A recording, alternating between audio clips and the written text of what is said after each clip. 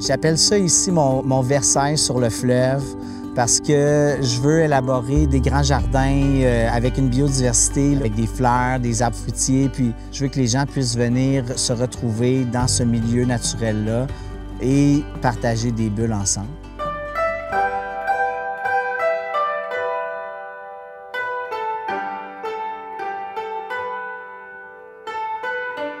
Je m'appelle Philippe Deslauriers, on est à l'île d'Orléans et on est en culture viticole spécialisée dans les vins effervescents.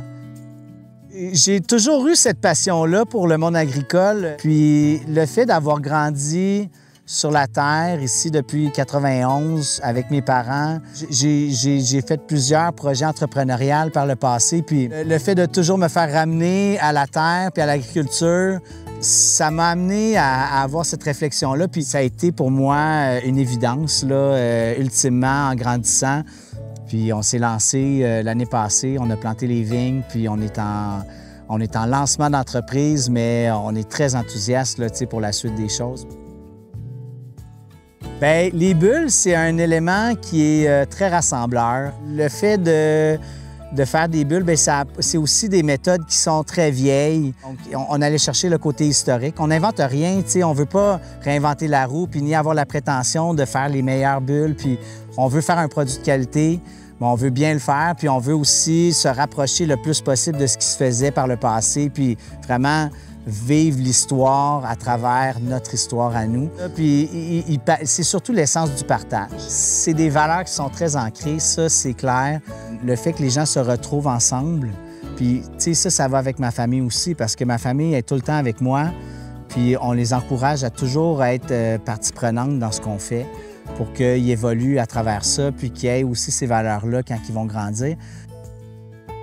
Le domaine viticole au Québec est un monde merveilleux. Pour moi, c'est riche, non seulement pour l'information, mais aussi pour le côté solidarité. Puis l'agriculture, c'est un peu ça.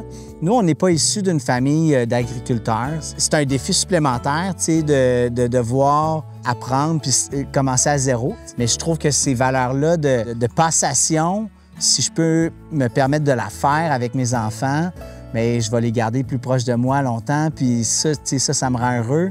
Mais de juste voir puis de prendre part à ça, pour moi, c'est vraiment comme important.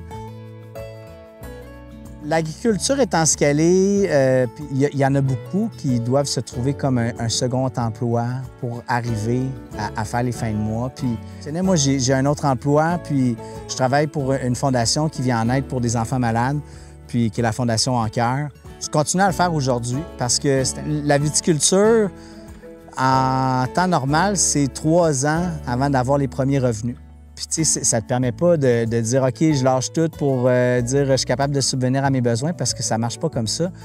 Mais on est bien entouré, on trouve l'équilibre dans le travail, notre travail quotidien, qui est nos travails respectifs à ma conjointe puis moi, puis le champ qui est ici aussi, là, puis l'élaboration de notre projet. Là. Pour les jeunes qui veulent se lancer en agriculture, puis il faut avoir une vision puis une passion, là, ça c'est clair. Moi, je le savais que je voulais faire des bulles, puis j'ai juste ça en tête. Là. Pour une personne qui veut se lancer en agriculture, ça prend cette passion-là, puis ça prend aussi, je pense, une gestion du temps. Les jeunes qui veulent se lancer, c'est go. Comme, honnêtement, allez-y, lancez-vous. Tu as une passion, tu as une vision, bien, essaye-toi, puis vas-y graduellement. Je pense que c'est le plus beau métier qu'il n'y a pas. Tu conçois, tu fais ton produit, l'autosuffisance, là, je veux dire, c'est ça qui va nous faire, qui va nous sauver ultimement, je pense. Puis, c'est vraiment le message qu'on veut passer aux jeunes, puis aux moins jeunes, qui ont cette passion-là, puis on est très reconnaissants de ça, puis on remerciera jamais assez là, les gens qui nous entourent là, pour cette belle opportunité-là.